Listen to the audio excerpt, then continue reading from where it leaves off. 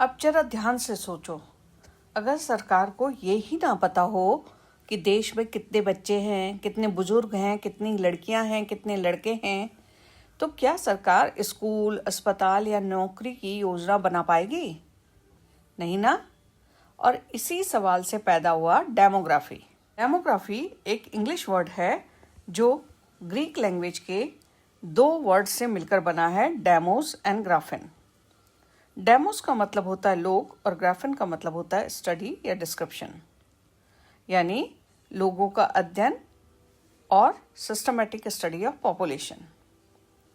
Demography में हम पढ़ते हैं कितने लोग हैं, क्यों बढ़ रहे हैं, क्यों घट रहे हैं, लड़के और लड़कियों का रेशो क्या है, लोग कहाँ जा रहे हैं और क्यों। इन सब की जानकारी हमें देता है demographic structure of Indian society. अगर आपने ये चैप्टर बिल्कुल भी नहीं पढ़ा है तो भी इस वीडियो के बाद आप अच्छे से समझ जाएंगे और एग्जाम में लिख भी पाएंगे।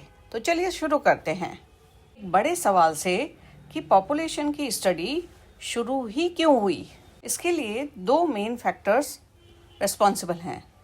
पहला, emerging of nation state, and second, beginning of the statistic branch of mathematics। जब मॉडर्न स्टेट बने तब गवर्नमेंट चाहे किसी भी तरह की हो, चाहे वो मोनार्की हो, डेमोक्रेसी हो, रिपब्लिक हो या कोई भी, वो लोगों के लिए अकाउंटेबल बनी। लोगों को सेटिस्फाई करने के लिए उसे जानना था कि कितने बच्चे हैं, कितने युवा हैं, कितने बुजुर्ग हैं, लोग कहाँ रहते हैं, काम करते हैं या नहीं, ताकि उन्हें पता रहे कि स्कूल कहाँ खोलने हैं, अस्पताल कहाँ चाहिए, नौकरी कितनी बनानी है, टैक्स किससे लेना है और पुलिस और एडमिनिस्ट्रेशन कहाँ चाहिए।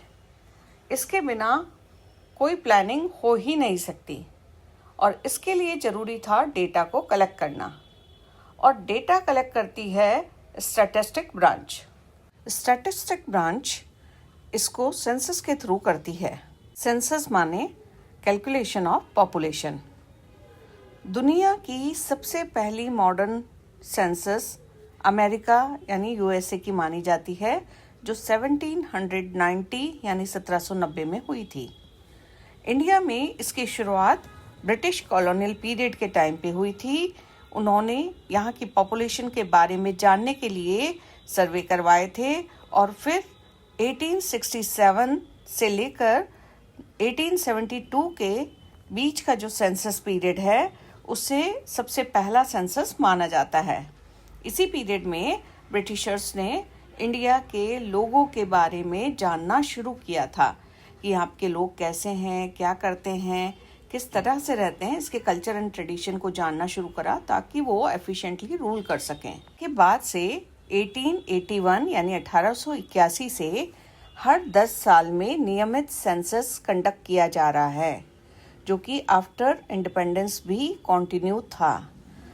लेकिन 2011 के बाद 2021 में जो सेंसस होना था वो कोविड की वजह से नहीं हो पाया। तो अगर हम देखें तो 1881 से लेकर 2011 तक कॉन्टिन्यूसली हर 10 साल में नियमित सेंसस कंडक्ट किए गए हैं। इसे हम डेसिनल सेंसस भी बोलते हैं क्योंकि 10 साल में होते हैं। तो अब आपको समझ आ ही गया होगा कि सेंसस गवर्नमेंट को सिस्टमैटिक पॉपुलेशन डेटा प्रोवाइड करते हैं। आप इस क्वेश्चन का आंसर इजीली दे सकते हैं कि why demographic study is very important, या जनसंख्या का अध्ययन क्यों जरूरी है, क्योंकि यही तो डेवलपमेंट प्लानिंग का आधार है, बेस है, और इसी से ही वेलफेयर पॉलिसीज बनती हैं और यही नेशन को स्टेबल बनाता है।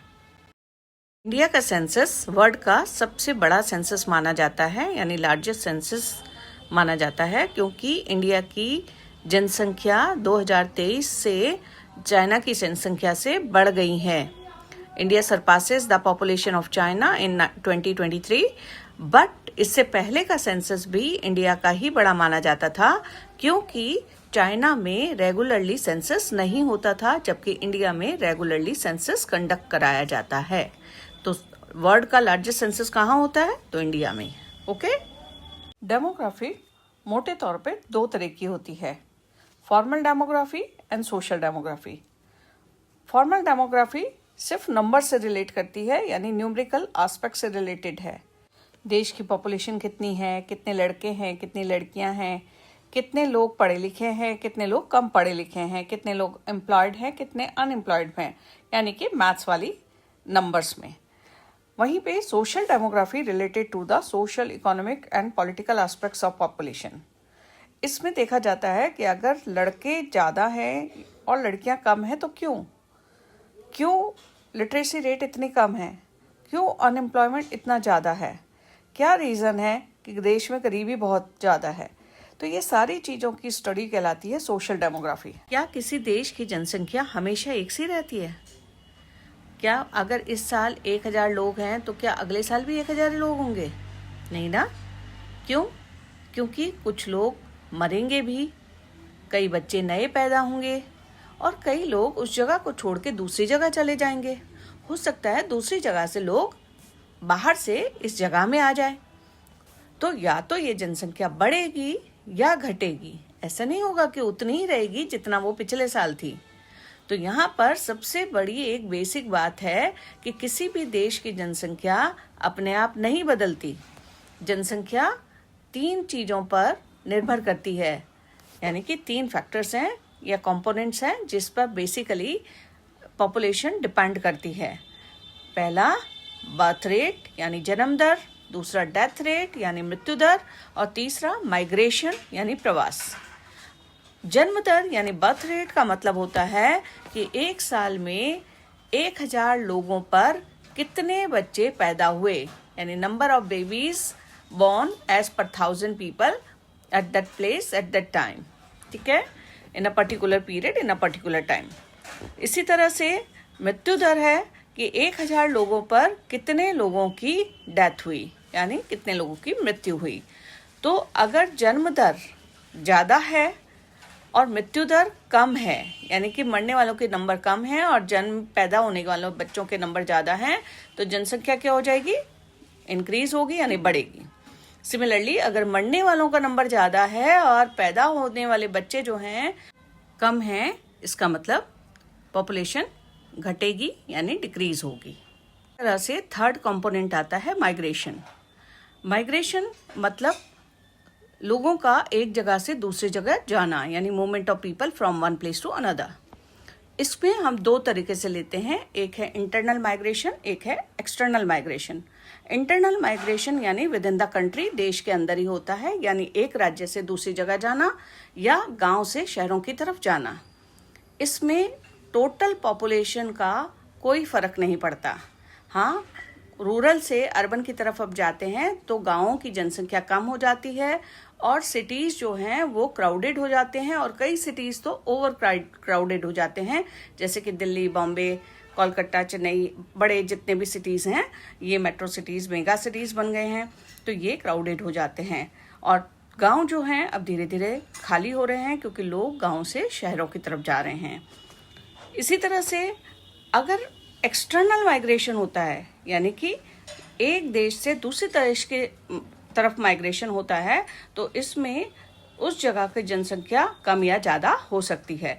इसे हम 2 तरह से समझते हैं कि इमिग्रेशन हो रहा है या एमिग्रेशन हो रहा है। इमिग्रेशन का मतलब बाहर की कंट्री से हमारी देश में कितने लोग आ रहे हैं, कि नेपाल से, बांग्लादेश से, श्रीलंका से हमारी कंट्री में जो लोग आ रहे हैं उससे हमारी जनसंख्या बढ़ रही है।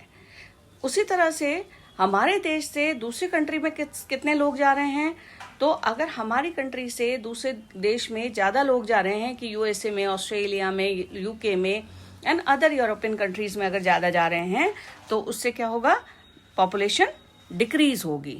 अगर बाहर से ज़्यादा आते हैं हमारी कंट्री में तो पॉपुलेशन इंक्रीज होगी। अगर हमारी कंट्री से कंपैरेटिवली ज़्यादा बाहर जाते हैं तो पॉपुलेशन डिक्रीज होगी। एक और कॉन्सेप्ट होता है डिस्प्लेसमेंट। डिस्प्लेसमेंट अपनी मर्जी से नहीं होता, माइग्रेशन अपनी इच्छा से होता है कि लोग एक जगह से दूसरी जगह जा रहे हैं, लेकिन डिस्प्लेसमेंट फोर्स्ड होता है, यानी मजबूरी से या हालात, परिस्थितियां ऐसी हो जाती हैं कि उन्हें अपनी जगह छोड़नी पड़ती है। जैसे कि कई जगह बड़े बांध बन गए हैं, डैम बिल्ट हो रहा है, रोड बन रही है, फैक्ट्रीज या माइनिंग का प्रोजेक्ट आ रहे हैं, या फिर नेचुरल डिजास्टर हो रहे हैं, जैसे बाढ़ आ रही है, भूकंप आ रहे हैं, ड्रॉट हो गया, फ्लड हो गया, है ना। तो इससे भी लोग जो हैं एक जगह से दूसरी जगह जाते हैं अपनी जगह छोड़कर। और इसमें क्या होता है बेटा कि लोग सिर्फ अपना घर ही नहीं खोते, वो अपनी जमीन, रोजगार, सामाजिक रिश्ते, अपना कल्चर, आइडेंटिटी सब कुछ खो देते हैं।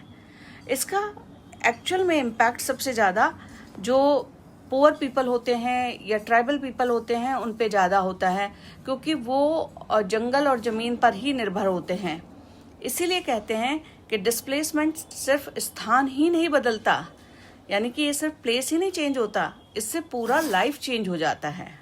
तो हम ये कह सकते हैं कि इवन दो माइग्रेशन और डिस्प्लेसमेंट दोनों ही मूवमेंट ऑफ पीपल हैं from one place to another, but एक अपनी इच्छा से है और दूसरा फोर्स्ड है, ठीक है, यानी कि जबरदस्ती किया जा रहा है। इंटरनल माइग्रेशन को समझने के लिए रूरल और अर्बन पॉपुलेशन के डिफरेंस को समझना बहुत जरूरी है। भारत आज भी एक ग्रामीण प्रधान देश माना जाता है, इसे हम कंट्री ऑफ विलेजेस कहते हैं।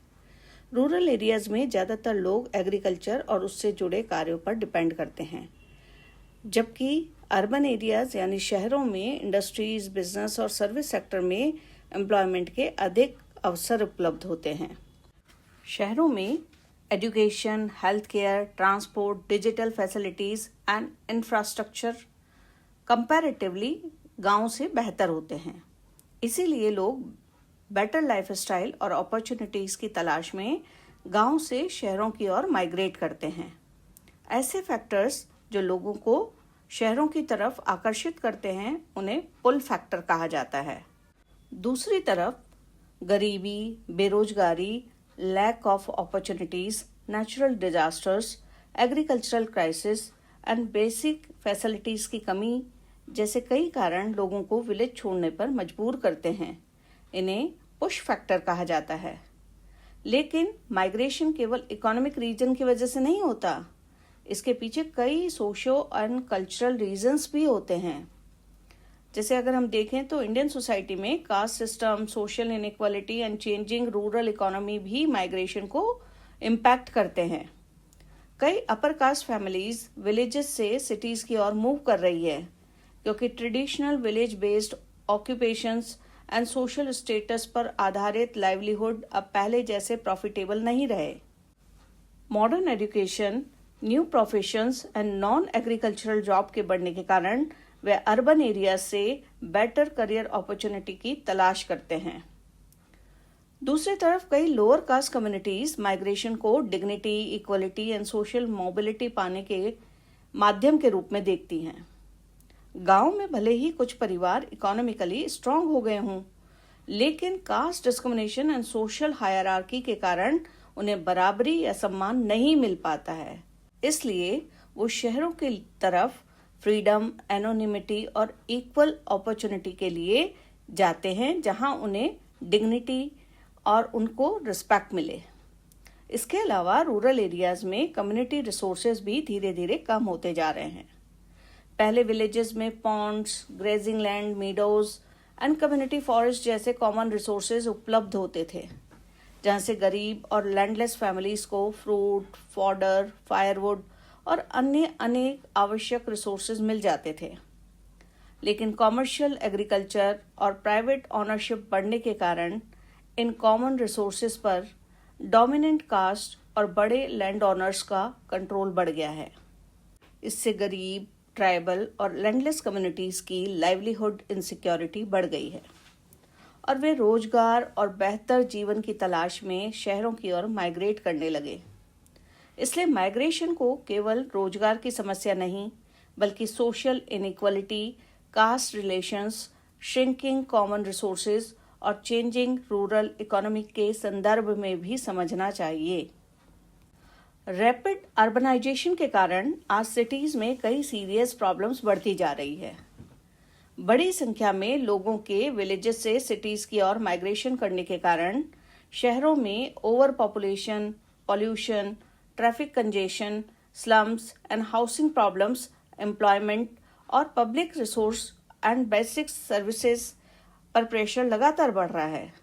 कई शहरों में पानी, ट्रांसपोर्ट, सैनिटेशन, हेल्थ केयर और वेस्ट मैनेजमेंट जैसी सुविधाओं पर भी अत्यधिक दबाव देखने को मिलता है।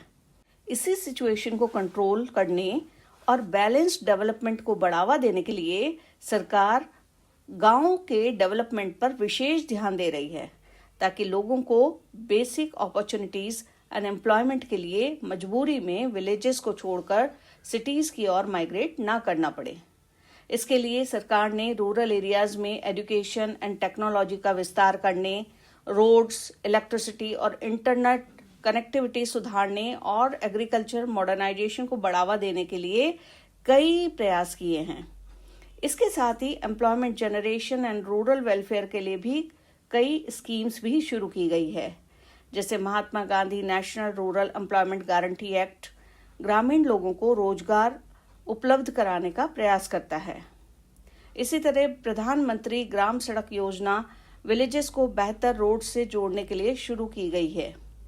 वहीं सेल्फ एम्प्लॉयमेंट और एंटरप्रेन्योरशिप को बढ़ावा देने के लिए प्रधानमंत्री रोजगार योजना और अन्य स्किल डेवलपमेंट प्रोग्राम्स भी चलाए गए। इन सभी प्रयासों का मुख्य उद्देश्य रूरल एरियाज में लोगों की क्वालिटी ऑफ लाइफ को सुधारना, एम्प्लॉयमेंट के अवसर को बढ़ाना और रूरल अर्बन माइग्रेशन के प्रेशर को कम करना है, ताकि शहरों और गांव के बीच का अंतर कम हो जाए और दोनों में बैलेंस्ड डेवलपमेंट हो सके। एक इंग्लिश इकोनॉमिस्ट था, नाम था माल्थस। पूरा नाम था थॉमस रॉबर्ट माल्थस। उसने एक ऐसे लिखा था, एन ऐसे ऑन पॉपुलेशन, और उसमें लिखा उसने कि दुनिया की सबसे बड़ी समस्या गरीबी नहीं है, असली समस्या है जनसंख्या का बहुत तेजी से बढ़ना।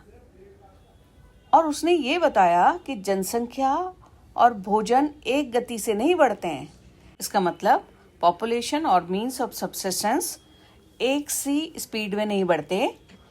पॉपुलेशन माल्थस के हिसाब से ज्योमेट्रिकल पैटर्न में बढ़ती है, जैसे कि 2, 4, 8, 16, 32, 64, यानी हर बार दुगनी होती जाती है और बहुत तेजी से बढ़ती है। लेकिन मीन्स ऑफ सब्सिस्टेंस यानी भोजन उत्पादन अर्थमेटिक पैटर्न में बढ़ता है, यानी 2, 4, 6, 8, 10, यानी धीरे धीरे बढ़ता है। तो माल्थस ने कहा अगर यही चलता रहा तो एक ऐसा समय आएगा जब लोगों की संख्या ज़्यादा होगी और भोजन कम पड़ जाएगा। तो इसका रिजल्ट क्या होगा? रिजल्ट होगा भूख, गरीबी, बीमारी और डेथ। ठीक है, उसने कहा कि इसको रोकना है तो हमें पॉपुलेशन को कंट्रोल करना होगा। उसने पॉपुलेशन को कंट्रोल करने के 2 उपाय बताए, एक पॉजिटिव चेक, एक प्रिवेंटिव चेक। प्रिवेंटिव चेक का मतलब है कि लोगों को खुद अपना प्रयास करना होगा, यानी कोशिश करनी होगी। कैसे? देर से शादी करके, ब्रह्मचर्य या संयम रख के, यानी सेलिबेसी रखनी पड़ेगी, जिससे कि बच्चे कम पैदा होंगे। और दूसरा उसने बताया पॉजिटिव चेक्स, यानी फिर नेचर अपना काम करेगी। फ्लड आएगी, ड्रॉट आएगी, एपिडेमिक होंगे, फेमिन होगा और उससे फिर धीरे धीरे पॉपुलेशन कंट्रोल होगी। चलिए जानते हैं इन 2 टर्म्स का मीनिंग। पहला है फेमिन यानी अकाल।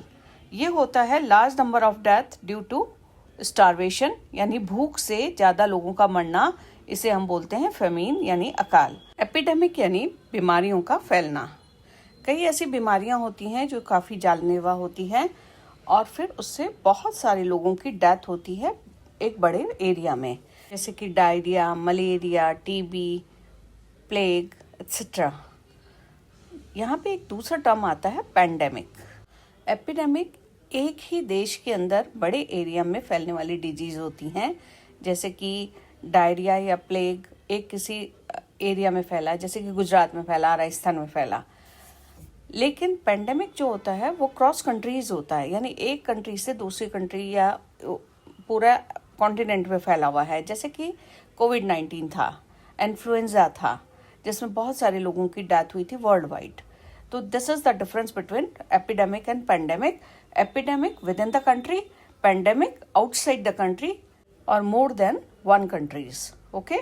बाद में माल्थस के सिद्धांत की काफ़ी आलोचना हुई, यानी उसे क्रिटिसाइज किया गया। लोगों ने कहा कि माल्थस एक बात भूल गया कि टेक्नोलॉजी और साइंस का डेवलपमेंट भी होना है। यानी कि टेक्नोलॉजी की वजह से काफ़ी मशीनें आई, फर्टिलाइजर्स आए, इरिगेशन बढ़ा और ग्रीन रेवोल्यूशन आई, जिससे फूड प्रोडक्शन बहुत तेज़ी से इंक्रीज हुआ और उसकी वजह से पॉपुलेशन के बढ़ने के बावजूद दुनिया ख़त्म नहीं हुई। इसके साथ ही मेडिकल एडवांसमेंट होने की वजह से कई कॉन्ट्रासेप्टिव मेथड्स आए और उसकी वजह से पॉपुलेशन कंट्रोल हो गई। सेकेंडली, उनको इस वजह से भी क्रिटिसाइज किया गया कि उन्होंने गरीबी का कारण फूड प्रोडक्शन की कमी को माना। लेकिन कई लिबरल्स मानते हैं कि गरीबी का कारण फूड प्रोडक्शन में कमी नहीं बल्कि अनइक्वल डिस्ट्रीब्यूशन ऑफ रिसोर्सेज हैं। अब सवाल उठता है कि जब माल्थस की थ्योरी फेल हो गई और उसे इस तरह से क्रिटिसाइज किया जा रहा है, तो फिर हम माल्थस की थ्योरी क्यों पढ़ रहे हैं? क्या इम्पोर्टेंस है इसकी? तो यहाँ पर जानने वाली बात यह है कि थॉमस रॉबर्ट माल्थस पूरी तरह गलत नहीं थे। उन्होंने ही सबसे पहले ये चेतावनी दी थी कि अनकंट्रोल्ड पॉपुलेशन सोसाइटी के लिए एक बड़ी प्रॉब्लम बन सकती है। उन्होंने रिसोर्सेज एंड पॉपुलेशन के बीच इम्बैलेंस की बात उठाकर दुनिया का ध्यान पॉवर्टी, हंगर और लिमिटेड रिसोर्सेज की ओर खींचा। माल्थस का इम्पोर्टेंस इस बात में भी है कि उन्होंने पॉपुलेशन कंट्रोल को पहली बार एक साइंटिफिक और सोशल इशू के रूप में प्रेजेंट किया। उनकी सोच ने आगे चलकर डेमोग्राफी, फैमिली प्लानिंग और पॉपुलेशन पॉलिसी जैसे कॉन्सेप्ट की नींव रखी।